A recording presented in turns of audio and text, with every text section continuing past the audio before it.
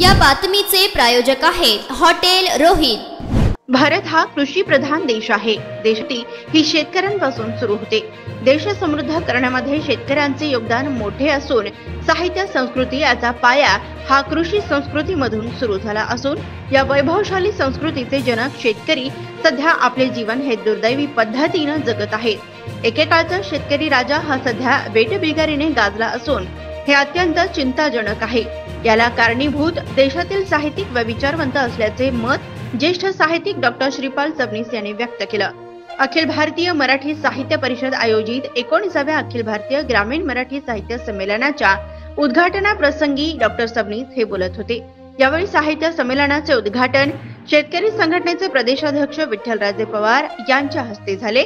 तर यावेळी व्यासपीठावर अखिल भारतीय मराठी साहित्य परिषदेचे राष्ट्रीय अध्यक्ष शरद गोरे, राष्ट्रीय खजिनदार फुलचंद नागटिळक, स्वागत अध्यक्ष सुहास पाटील जामगावकर, स्वागत अध्यक्ष सुहास पाटील जामगावकर, निमंत्रक अनिल कुमार अनुभुले, जिल्हाध्यक्ष प्राध्यापक पंडितराव लोहाकरे, शहराध्यक्ष शाहीर रमेश खाडे, जिल्हा कार्याध्यक्ष रामप्रभू माने, ज्येष्ठ कवी देवेंद्र आवटी, कृषी तज्ञ शरदराव पाटील, ज्येष्ठ कवी माधव पवार आदी जण यावेळी उपस्थित होते। दरम्यान कार्यक्रमाची सुरुवात उपस्थित मान्यवरांच्या हस्ते दीप प्रज्वलन करून करण्यात आली।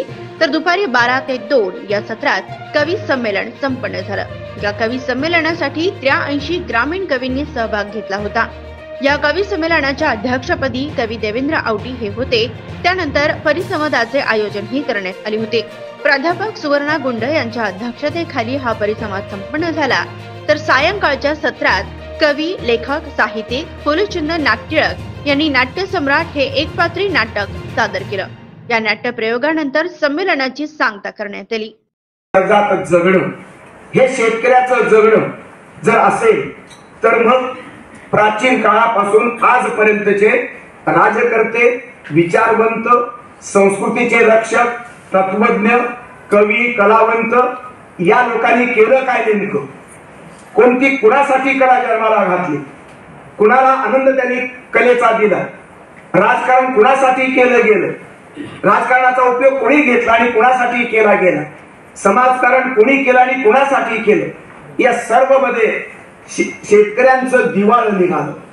शेतकरी कायमचा दुःखी राहिला। शोकात्मिका फक्त शेतकऱ्यांच्याच वाट्याला आली असं का? हा प्रश्न या व्यासपीठावरनं जर विचारला नाही तर कोणी विचारायचा आणि कोणाला विचारायचा? मी संबंध संस्कृतीला, समाजाला मी प्रश्न विचारतोय। मी राजकीय व्यवस्थेला प्रश्न विचारतोय। राजकीय व्यवस्था फक्त एकमेव जबाबदार नाही, ती 90% जबाबदार निश्चित आहे। पण बाकीचा समाज, शेतकऱ्यांच्या भोवताली जमा झालेला किंवा असलेला समाज, त्यांच्या अन्नावरती पोसला जाणारा संपूर्ण समाज काय कृतज्ञ आहे की कृतज्ञ आहे? या बाबतीतलं प्रश्नाचं उत्तर आज संबंध देताना संस्कृती मौनात जाते आहे। संबंध संस्कृतीचे कैवारी मौनात गेलेले आहेत। का उत्तर देत नाहीत? उत्तर का सापडत नाही?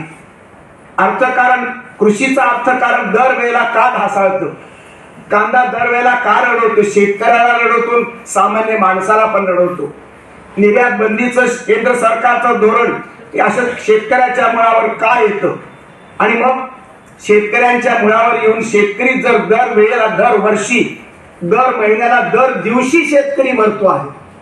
महाराष्ट्रातला शेतकरी मरतोय। पूर्वी यवतमाळचा, विदर्भातला शेतकरी मरत होता, आज मराठवाड्यातला शेतकरी मरतो आहे। मी प्रश्न विचारतोय, मला प्रश्न पडलेला आहे की एवढं मोठं मंत्रिमंडळ आहे, एवढे आमदार खासदार आहेत, याच्यातला कोणी आमदार खासदार किंवा मंत्री का मेला नाही असं कळालं नाही मला। बातमी आली नाही एकही अशा प्रकारचं का घडलेलं? असं काय जादू केली त्यांनी की ते जिवंत राहतात आणि शेतकरीच मरतो?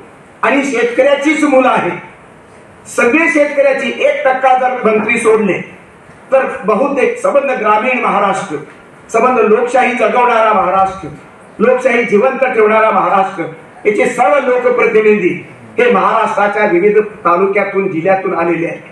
मग हे लोकप्रतिनिधी जर लोकशाही जगवत असतील तर शेतकरी का मरतो? आणि शेतकऱ्याला मारून लोकशाही कशी जगते? हा प्रश्न आहे। ह्याला लोकशाही जिवंत म्हणायची का? आणि लोकशाहीची तिरडी जर तुमच्या सर्वांच्या साक्षीनं डोळ्यात देखत निघत असेल तर तुम्ही आम्ही दोषी नाहीत का? हे सरकार दोषी नाही का?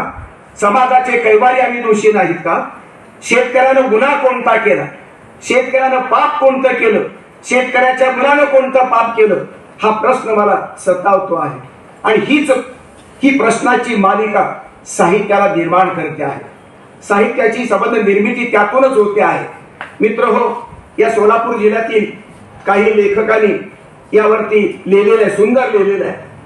आमचे माने नावाचे कवी जे आहेत तिथे त्यांनी लिहिले, उगवले तेजाळून गेले, हाती आले वाहून गेले, रडतीस कशाला रडतोस कशाला मर्दा तू, नव्याने उभा राहा ताट तू.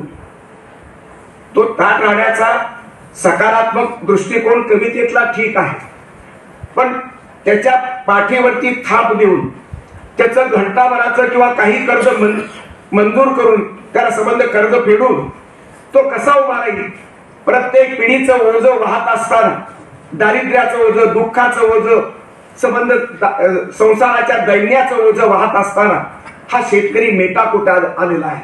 त्याच्या मुलामुलीचे लग्न राहिलेले, शिक्षण त्याला मिळालं पण नोकरी मिळत नाही, आरक्षणाचा मुद्दा अपूर्ण आहे. अशा परिस्थितीमध्ये हा शेतकरी जगणार कसा?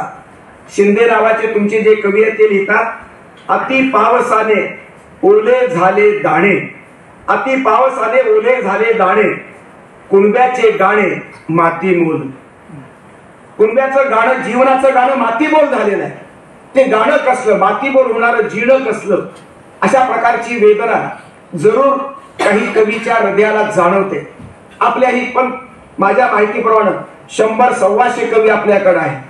ती कवींची जर संख्या आणि नावं जर घ्यायची असतील तर ते माधव पवार, अजित नदाब, बिराजदार, मारुती कटकडोण, वंदना कुलकर्णी, वसंत सोमा, कालिदास चौडेकर, रेणुका बुधराम, नरेंद्र गुंडेली, भारतकुमार मोरे, सोमनाथ गायकवाड, देवेंद्र आवटे, रमेश खाडे, खाजा बागवान, प्रमोद नानगे, योजना गंधा जोशी, कविता मुरुमकर, गव्हाणे, कांबळे, महेंद्रकर, वळसंकर, देशपांडे, वडेवार, गायकवाड, कुलकर्णी, कटेकर, शर्मा, सागर, बिराजदार, सूर्यकांत, मोहीकर, घोडके, बंडकर, नगरकर, बनसोडे, पाटोळे, लवटे, भालेराव, धर्मासरे, हेपाळकर, माने, जवळजवळ 50-60 कवी आहेत.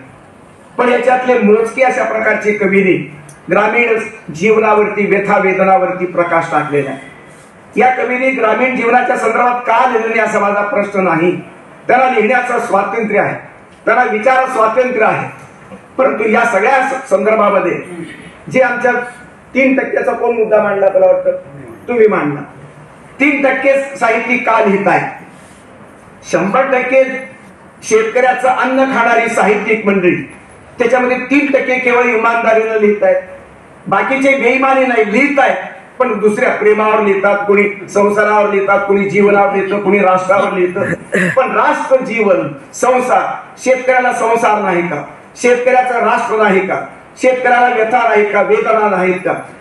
कथालेखन करणारे श्रुती वडगावकर, राजेंद्र भोसले, योगीराज वाघमारे, अर्जुन वटकर, श्रीकांत मोरे, पाटील जाधव, पाटील काळे, नगावकर जाधव, शशिकांत जोशी, शहा लांग.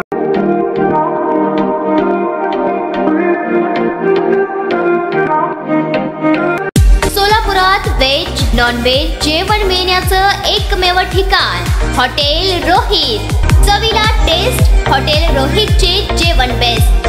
बर्थडे पार्टी, कार्यक्रम, विविध पार्टीजचे ऑर्डर्स ही स्वीकारले जातील. ग्राहकांसाठी खास पार्सलची सोय. आमचा पत्ता हॉटेल रोहित, 7 रस्ता अपोजिट कारीगर पेट्रोल पंप, सोलापूर.